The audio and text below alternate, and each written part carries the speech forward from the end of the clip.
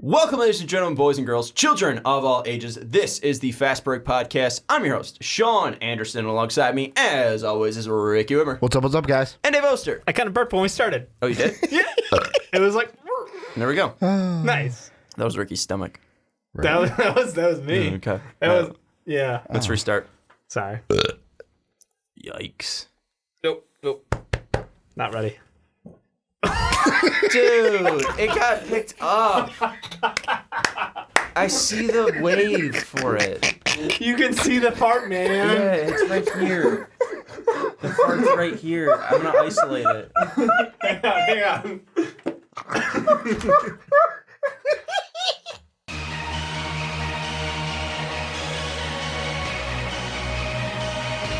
This podcast is brought to you by Most Valuable Podcasts, leading the league in podcasting entertainment. Welcome, ladies and gentlemen, boys and girls, children of all ages. This is the Fast Break Podcast. I'm your host, Sean Anderson. Alongside me, as always, is Ricky Widmer. What's up, guys? And Dave Oster. Hey, everybody. And today we have a fun show for you. We are going to be giving our predictions for the Eastern Conference, the Western Conference, and then from those predictions, we're going to be giving our playoff predictions and award predictions for the 2019-2020 NBA season. And then after that, we're going to welcome in our patron, Jake, to come onto the podcast and give his thoughts about the hottest takes. So we're going to give our hottest takes about the NBA season upcoming. Ricky, Dave, Jake, and I will share it like we did last year, and I will have to say Jake and I hit ours on the head where Dave and Ricky's failed completely. You're just totally wrong. Totally Keeps wrong. wrong. Dave's was the Grizzlies making the playoffs. Did they? They Oh, you're could talking about have last Did had they? Okay. they Did kept they? their players. Okay, but They did not. They were said they picked second overall. They had a not so fantastic season by the end of it. Bad team. But great turnout. And what was yours? I think it was Lakers will make the Western Conference Finals. I meant for this year.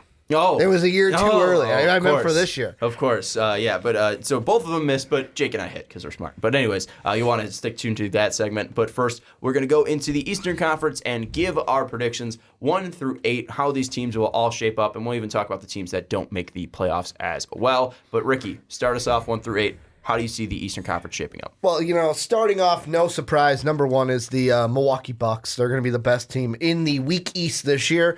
Then at number 2, my awards, the postseason awards we do later will play into this, but number 2 will be the Boston Celtics, followed by number 3, Philadelphia 76ers.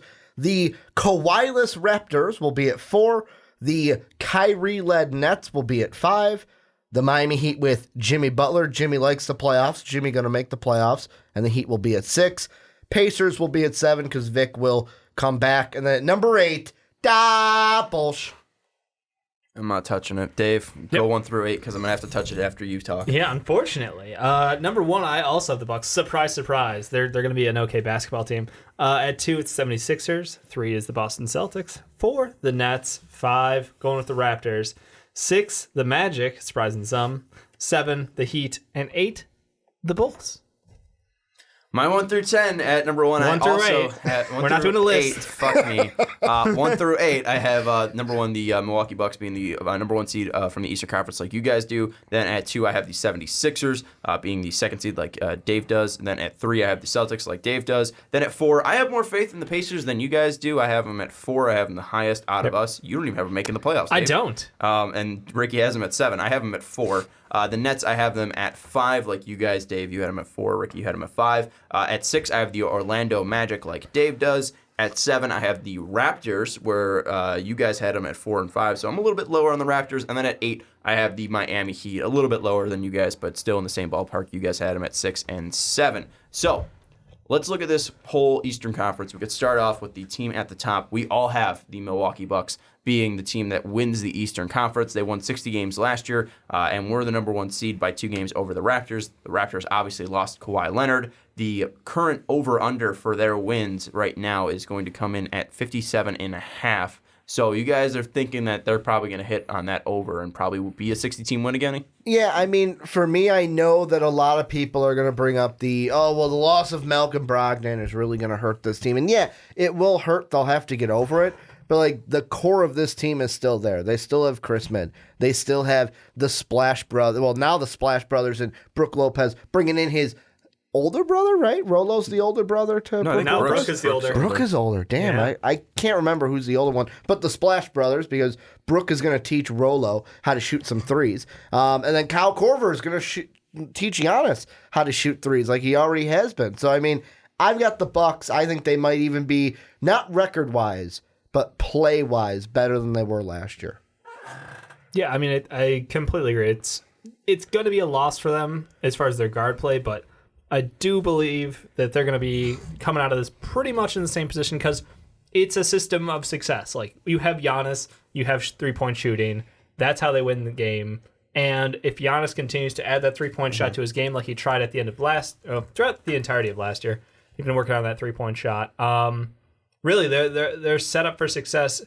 I think depth-wise, it'll be a little bit interesting. We'll see what Kyle Korver has left in the tank. It's a big thing. They're going to have to get some good play. I expect some growth out of Dante DiVincenzo, Pat Kahn. Like, guys like that, DJ Wilson, have a lot of room to step up and grow in the system. So if they get some decent performances out of their younger talent, then and even, dare I say, Dragon Bender, then this is a team that has every right to be right back up at the top of the Eastern Conference. I'm sorry, you got to call DiVincenzo by his proper name of White Dante. White Dante. White Dante. That's right. Bomani, that one's for you. Yep, pancake rang and all. The weird thing is, I've never seen more people on the fence about Wesley Matthews. Like, Wes has been like a decent 3-and-D player ever since his injury. Like, he's not really great in any aspect, but he just seems to be like the passable guy who, we plug him in, he'll be okay. And I'm like, that's my one concern. That's like, if he's forced to play a lot, question marks. But they're gonna have to. That's why I'm hoping they're gonna rely on some of that younger wing talent, and it'll come in big for him. I have not been able to find who is older. I do not know who, because they're born on the same day, April 1st. Yeah, it's twins. minutes apart. Brooke is older. For what it's worth, Brooke and Robin have longer traded jabs publicly, and this most recent ribbing was likely retaliation for the latter's commentary about his older brother's 2 straight late-season Eastern Conference Players of the Week honors during Brooklyn's push. So, yeah, Brooke is older. Yeah. So Brooke is older. I can read. So we can confirm that Brooke is older. It wasn't on Wikipedia, so it can't be true. I had to go to multiple different sites. But with that, I think the biggest thing that people are sleeping on too is, why can't Giannis just get better? Yeah. Like, I mean, Most Giannis improved can player just again. improve. Like, I understand Malcolm Brogdon is off this team now, 50, but 40, 90, baby. would we be shocked if Giannis put up 30 points per game? No. No. Like, this guy is a fucking freak. Can he have a Harden-like season as far as just from a pure stat point? I don't know if he can put 36 a night. No, God, but I think 30 is within the realm of totally doable. And the big thing, too, is, like, he started to take more threes, and he started to become more consistent later on in the season. So if he's able to do that, he's just going to score more efficiently. Shit, if he just plays against the 76ers every game, he's going to be putting up insane numbers. We already have enough shots coming later for the 76ers, so we don't need more right now. Sorry, Jacob. But yeah, like, he shot 32% from I think, let me actually get full January numbers. From 3 after January, he shot 32%. So, I mean... Yeah, it was month-over-month improvement throughout the year. He could take another step forward, and Giannis works his ass off. We don't know what he's doing right now, because we can't even fathom Markelle Fultz's workout videos right now. What the fuck does Giannis look like? Like, Jesus Christ. The question I'll ask, because it nearly happened last year, not only is, like, Giannis, could he repeat as MVP? That's not the shocking part to me. Could he actually do what he almost did last year of, hey, I'm going to win the MVP and I'll be the Defensive Player of the Year? Because he was a finalist for Defensive Player of the Year. Of course, Rudy Gobert won it. But, I mean, deservedly. Could we even see Giannis this year go, fuck it, I'm MVP again and I'm Defensive Player of the Year? That's what I thought Anthony Davis was going to do last year. I think the last person to do that was Hakeem. I wouldn't be shocked if that happens. Again, this guy is an absolute freak. He plays phenomenal defense. The only thing that I think might hold him back on that is just because Rudy Gobert is multiple-time back-to-back champion. I think it'd be tough to dethrone him because I don't think he's going to get worse defensively. He did lose Derek Favors, so we could see a swing. That's true. But he also got Bojan. So yeah, Bojan's that doesn't help the low post help. No, but Bojan's a stud. He is. So maybe we see Rudy Gobert even improve as a low post defender. I'm not sure. But it's in the realm of possibility. Yep. But do you think, Bucks, I think it'd be tough for them to have a fall off. And I think if you look at what this team is made up and how they're comprised and how they have the best team in the Eastern Conference, I think it'd be tough for them not to be the number 1 seed unless a major injury happens. But even if that happens, you still have the X factor, the ultimate X factor. You have Giannis's little brother. Like, Okay. what could he be? Let's He move could be on. anything. Let's move on. He could be sorry. Giannis. He could be Giannis, or he could be like his other younger brother and be out of the league. If you play 2K, he's absolutely broken. Oh yeah. I'm just saying. Oh, like good wise. Like good wise. Like Oh. you can like after a couple of years, you can basically Is put that him the one in the that same played system. Dayton? 2 that- years ago, yeah, because Costas. yeah. Yeah. This is Thanasis though. So it's not Costas. It's not No. Costas. Okay, Costas so- was the one the Mavs had picked up, Yeah, but yeah. then passed. Yeah. All right. Let's move to the next one. 76ers, we talked about them a little bit already. Ricky, you can't go fully into what you think about the 76ers, but what at least 76ers wise, why do we have them near the top? Because even though you're not too high on them, Ricky, you do have them top 3. Well, I mean, for me, the big thing, and I mean, for this, I got to bring the Celtics into this conversation, is I think the 76ers regular season is going to be good. They're either going to be number 2 or number 3.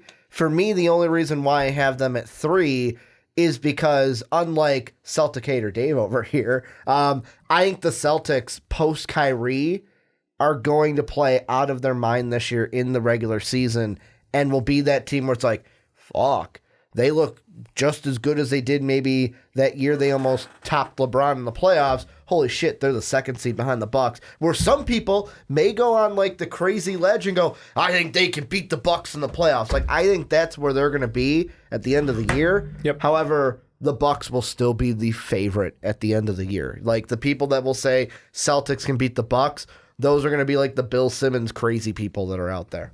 I mean, Bill Simmons would say that. Bill Simmons is a crazy person. He is. He covers all that. Checks all the boxes. Yeah.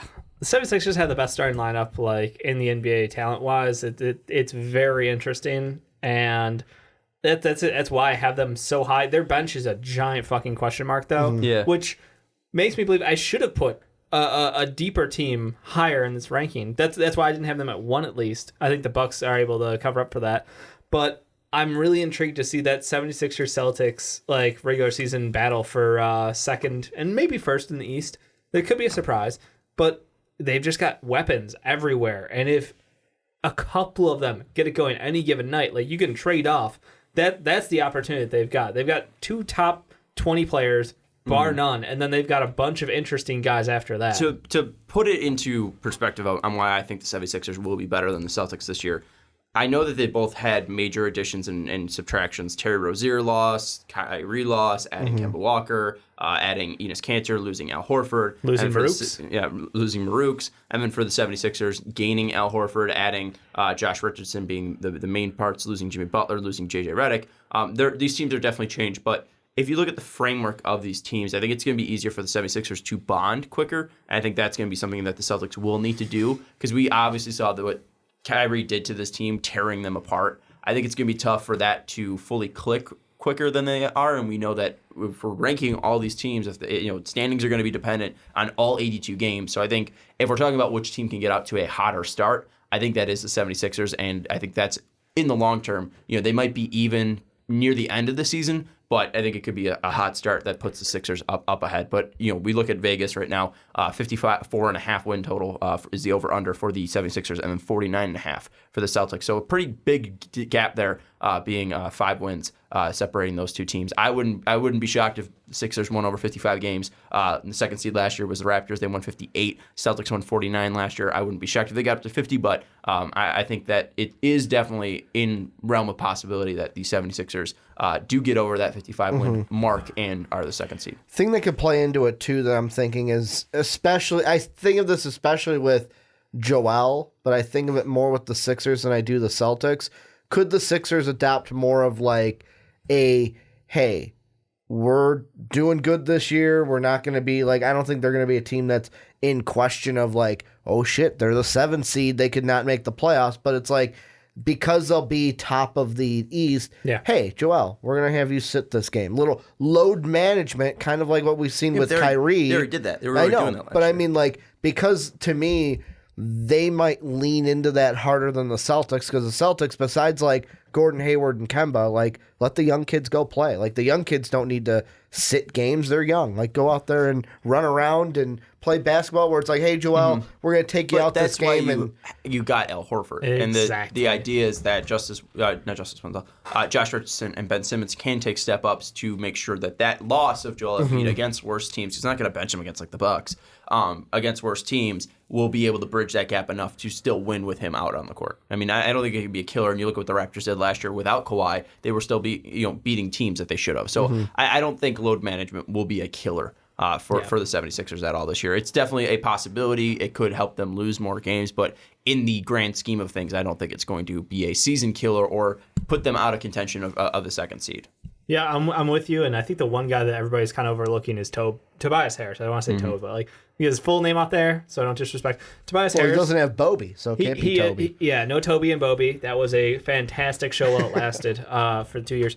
But I look at him and I'm like, this is a guy who's got an opportunity to step up because everybody's expecting it's Joel and it's Ben Simmons to run the show.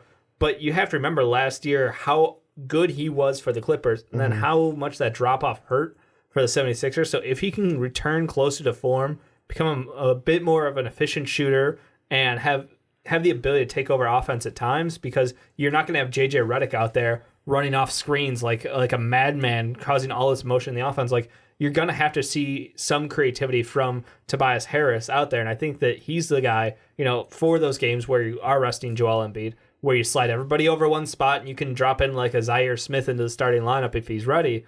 And then you will see a different line of offense like that. That's what intrigues me really about the 76ers is you can get it from a couple different guys any given night, but their talent should just dictate that they have more talent than you. They should beat you more often than not. That's why I'm like, it makes sense to me in the regular season. They're a 55-win team. Mm-hmm. And let's move away from that whole debate because it's a debate that will never end and will only be settled until the end of the season. But we do think that the top three teams are going to be the Bucks, Celtics, and 76ers.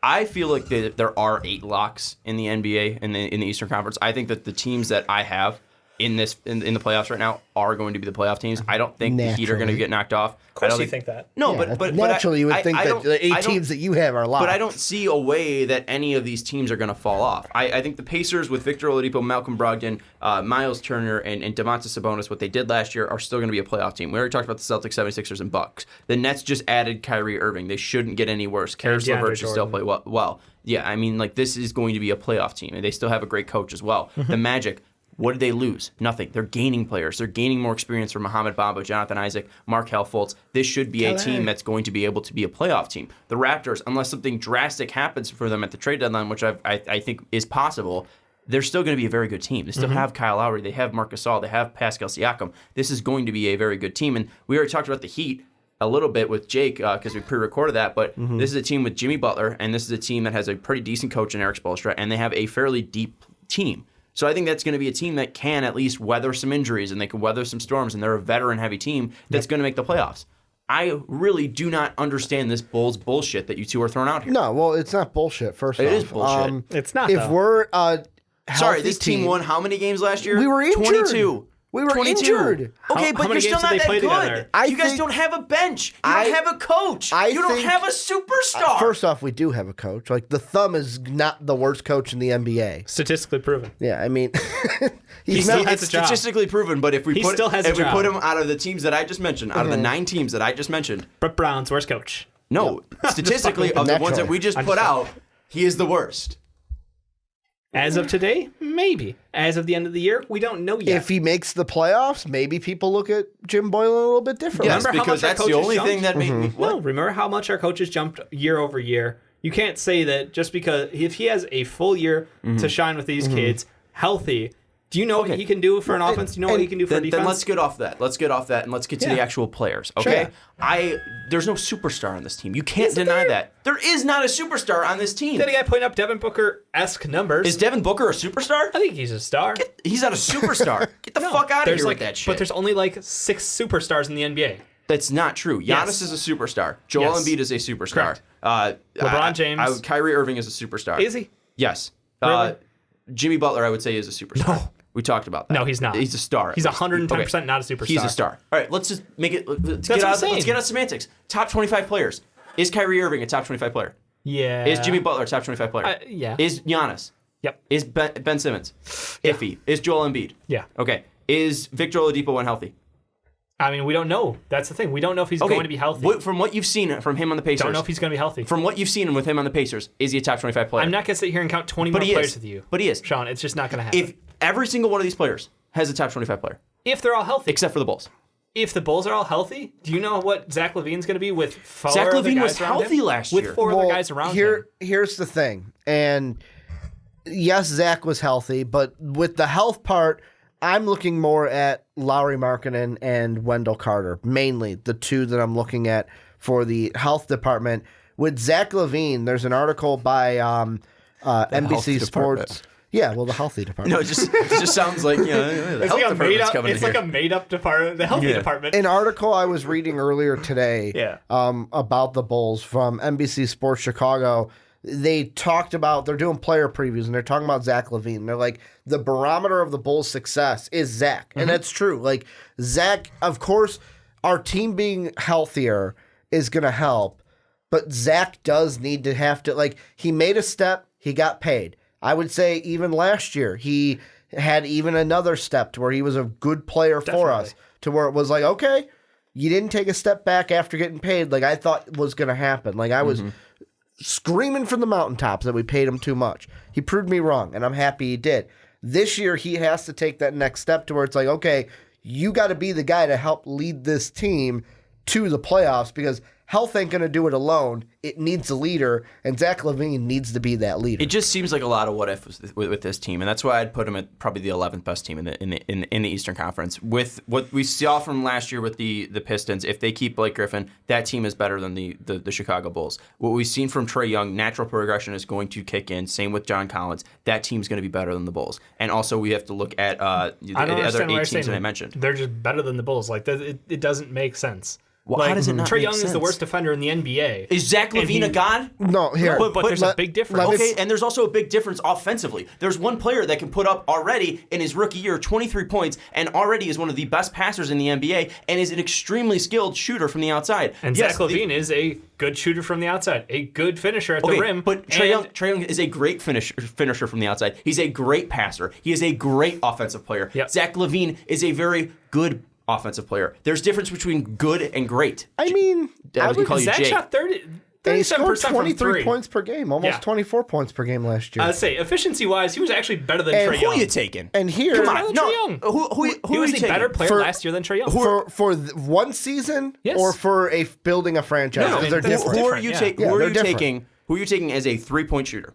As a 3-point That's my question. As a 3-point shooter, I would probably take Trae Young. But efficiency.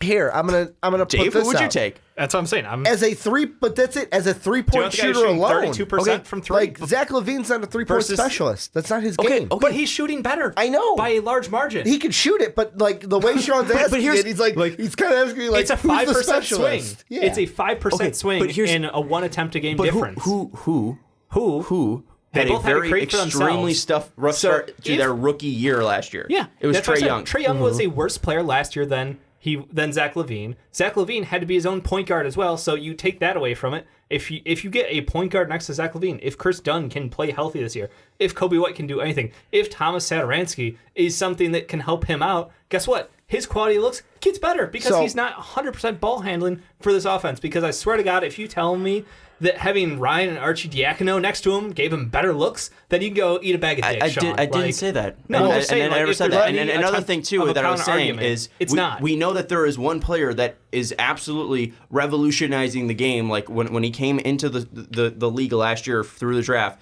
that was this 3-point deadly knockout shooter, and that was Trae Young. And he wasn't able to create his space right away. He wasn't able to create his space right away. But you look at him from January on, he was shooting 35% on 7 shots a game, Which is and putting still up worse than Zach LaVine. 22 points per game. Dave, who would you take in a 3-point contest? But that's not Apparently, the Zach question. LaVine is the Really? better player. Really? Would you? Use your damn mind. Because you know you take Trae Young. But are we looking for a It's 3-point contest? or No, are we but looking you- for any game of basketball I'm saying in where game being basketball- 5'9" hurts you? And I'm going to throw this He's out. still shooting 35%. We're hard- And he was a rookie. he can still. But that's not the question. This the is answer was who's the better player right now. Here. No, I didn't say that. That's I said who is the better offensive player, and I think Pause. very Right clearly now. in my mind it is Trae Young because of his ability to pass and his ability to shoot from the outside that I think is game changing. And I understand that you're saying that you can press pause all you want, but I'm not not working. stopping. Clearly, It's not. The and you can batteries see aren't that in Zach here. Don't you wish Levine you could hit the mute is button? shooting I know, better right? on the outside, 37%. But that doesn't mean that it's just in that vacuum. If you look at that one thing, that he's a better 3-point shooter. You look at what they did throughout that whole year and how they progressed, and you saw that Trae Young had that He's a better ability to inside shooter. absolutely He's a better outside pop shooter. off. He's a better free throw shooter. He's a better shooter. He can drive the ball too. And the thing can finish. the He's thing not I a better have free throw here shooter. is 83.2. so there's 82.9. 85.4 from January on. So we're just picking random percentages. I'm picking the 19-year-old that had a struggling first I 2 didn't know we months could just move to the then target to the wherever guy we want who's to be. 4 years to 80. all right. I'm Natural done with progression is pushing Trae Young I'm over the done edge. with the Sorry, Trae Zach Young, Levine isn't that good. Zach Levine debate, but the one thing I will bring out there that brings into more than Zach Levine's 3-point shooting is, so this is a tweet I'm getting from Mark Strootman, and this is in that NBC Sports article where it says points percentage measures total points scored divided by number of total drives. Nothing to do with assists or success rate. Here's the top 5. Number 1 at 71.3, James Harden. Number 2, Giannis at 70.9%. Pretty good. Number 3, he has 590 points on 841 drives at 70.2, Zach Levine. Right below him at 68.8 is Kawhi, and at 5 at 67.3, LeBron James. What's the stat? That's some fun company. Points percentage, and it measures total points scored divided by number of total drives, and it has nothing to do with assists, has nothing to do with success rate. Drives in like what? like driving to the basket. Okay, so this is okay. Yeah. So just strictly driving to the Yeah, basket. and Levine last year had 590 points on 841 drives. Counting free throws, is that like and ones and stuff like I'm that? assuming just Okay, driving to the basket, no just free don't- throws. I just Yeah. don't know that stat. So I was just I looked at it poking and it's at it. like that's elite company to be in. for sure. And it's like that's, and it sounds hypocritical for me because Sean, I'm the Harper of the 3-point shot, but You I are. mean, it's not, when it comes to Zach Levine, it's not everything. And with the Bulls, more so. But I'm not saying it's everything for this. Jave asked me the question, who's the better offensive player? And yes, if you could look at one stat and be like, oh, who's the better shooter? And we're just going to look at 3-point percentage. Yeah, okay. Or 2-point percentage. Or throughout- free throw percentage. Okay. Or true shooting percentage. I would take, if I'm What's going the comp for Zach Levine's best? What's the best player that Zach Levine like can his be? ceiling. Well, I'm not asking you. What's the best he can be? No, I'm just clarifying his ceiling. Yeah, what's the ceiling? What all-time player can he be? I honestly don't know. With his athleticism, 6'5", scoring guard, really good athleticism. I don't know. That's actually tough. Okay. Off the top of my head, I Who's the don't clear know. one for Trae Young? I don't know. Everyone compares him Everyone to compares Steph. him to Oh, Steph, and but- who would you take out of Zach Levine's mystery box and Trae Young, Steph Curry? Who would you take as a shooter? Do you want me to play devil's advocate? Because I will. Even though I love Steph Steph. Curry- Steph not the Curry great- came in is the league Steph shooting Cur- 43% from 3, and Okay. Trae Young came in shooting 32% from 3. Okay, and we Just a smidge we of could difference also there. establish that Steph Curry was a 4-year college player. Let's just take this totally out of context. Steph Curry was a 4-year college player. What's the and greatest how many three-point was he shooter of all How many time? was he shooting a game? 4.8. And I think Trae Young was at 6. So Trae there's Young was more at 6 a game. there. By at least- 1.2. There's Attempts a more game. attempts per game. One was a 4-year college player, a 3-year college player, in Steph Curry, and the other one was 19. Yeah. And we saw that he can go all the way up to 35% after playing All the way up. longer. That's league average, and he's shooting 7 a game. And he was scoring 22.9 or 21.9 points per game. Steph and he's Curry's an elite worst- passer already. Worst 3-point percentage was 41% when he's shooting 10 a game. Okay, and again, They're that not was on the same after level. 3 years. I'm not saying right now they're on the same level. I'm not saying that Trae Young's walking into the Hall of Fame right now, David. But I'm saying that if we're talking about the actual person that David. they can become, as a shooter, Trae Young is a better shooter, and I think that right now I would take him as a shooter over Zach Levine. And yes, we can look at and take totally out of context the season stats for Zach Levine 3-point shooting. But if we look at his rookie year too, what the fuck was he doing? 18%? No. You're just a smidge I was just off making that. stuff up. Yeah, 34%. Just 34%. 34% on 2.2 attempts. Yep. And then 38%, 38. I understand. I was just being You're just wrong. facetious. Yeah. I wasn't I wasn't wrong. I was just throwing out a number just to be a dick. Yeah, it's all right. All right. So, point being, you think that the Hawks are a better playoff chance than the Bulls are. I think they're a better team. And it's interesting because I feel like the Bulls have more proven players, where the Hawks have two guys who are very good and young and talented, and John Collins and Trae Young. But beyond that, I feel like they lack depth. Two rookies that we have questions about in Cam Reddish and I don't have any questions about DeAndre Ayton. I mean, DeAndre Hunter. I don't have any questions about DeAndre Ayton. We know what we're gonna get. We know what we want to expect, but are we gonna get it? Cam Reddish, we're totally don't know what we're gonna get.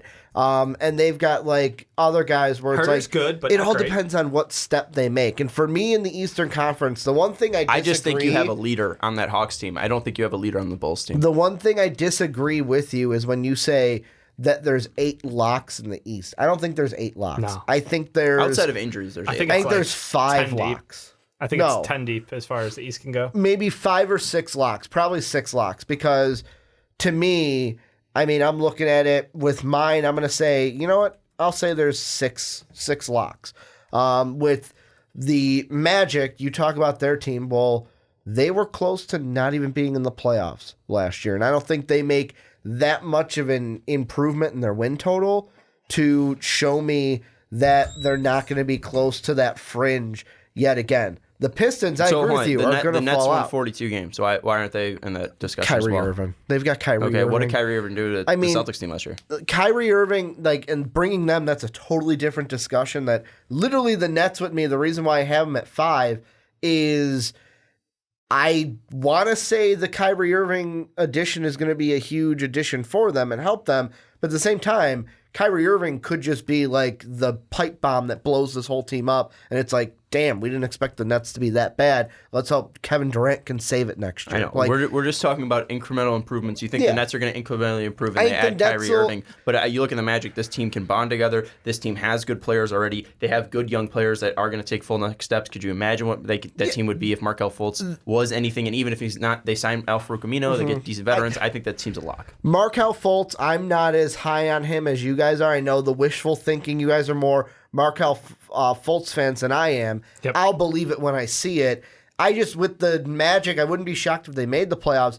I just don't think they're going to get away from that purgatory of where we're about 3 games from being out of the playoffs, 2 games from being out, where the Nets, I think, can distance themselves. Kyrie has the ability to distance themselves from being a fringe playoff team. The Pistons, I agree. I kind of have them falling off, more so the fact I've got the Bulls being healthy and winning more games. And then the Heat, are they a lock for the playoffs? No. Jimmy Butler could be the most catastrophic thing for that team and blow up that team because of his personality, like he has on the last 3, the end of the Bulls, the Timberwolves. He showed his personality with the 76ers, although it didn't blow it up. It didn't hurt him.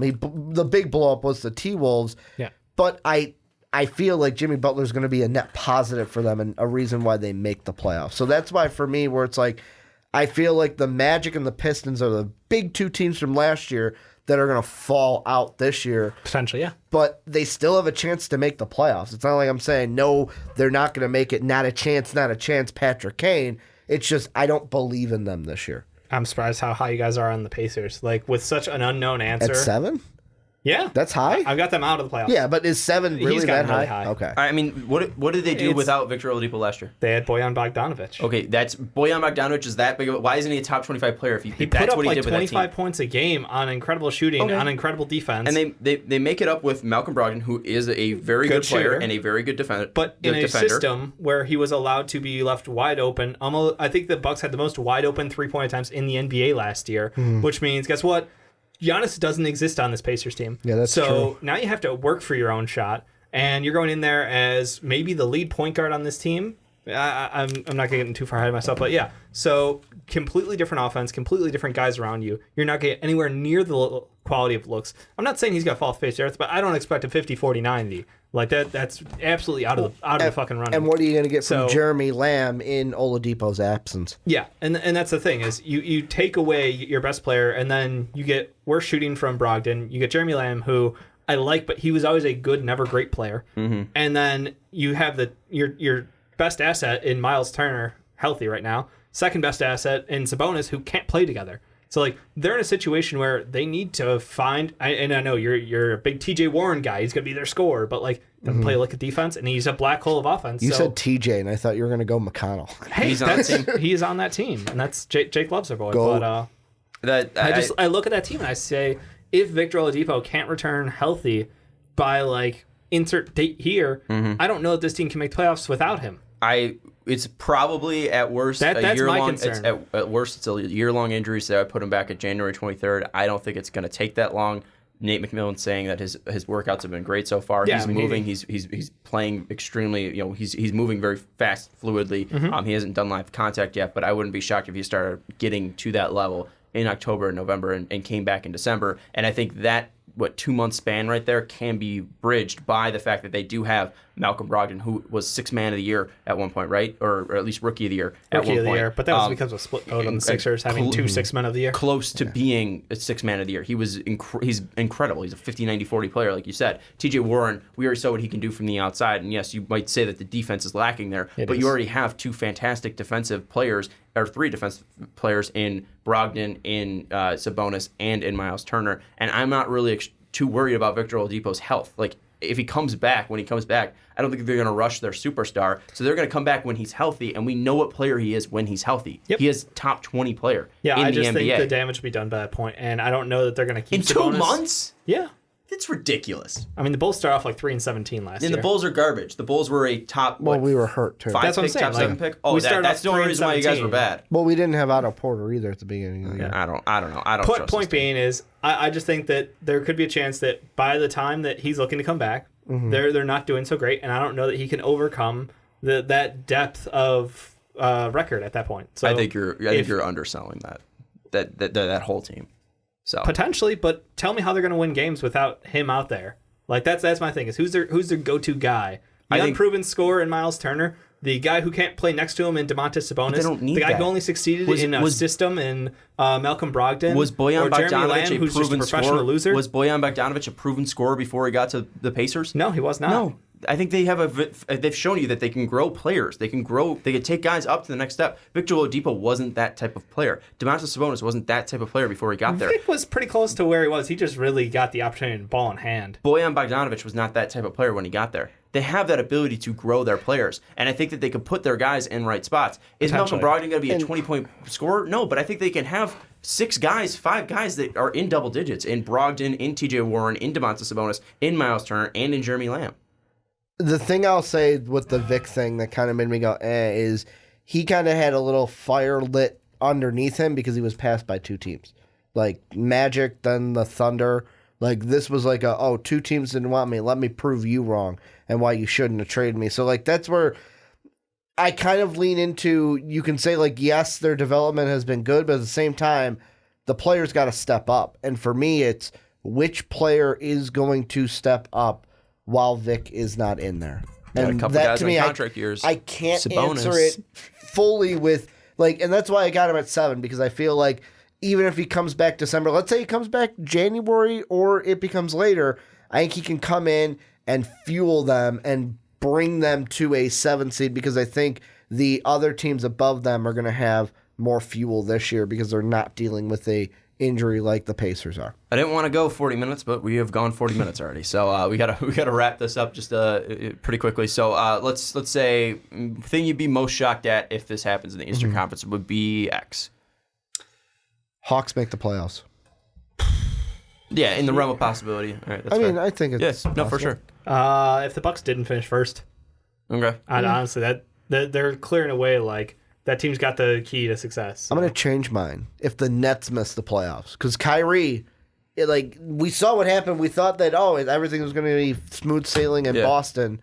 If the Nets don't make the playoffs, I'd be shocked. Apparently mine's That would if shock the me. Pacers don't make the playoffs. Because by the way that Dave's talking, it's gloom and doom in Indiana. We're going to have to blow it Also, up, and forgot Nate to mention McMillan's Thad going to be Young's shot. gone. I'm not saying all that. I'm just Young saying. shot. When you have a player with a fucking ruptured, was it quad? I think ruptured quad. Yeah.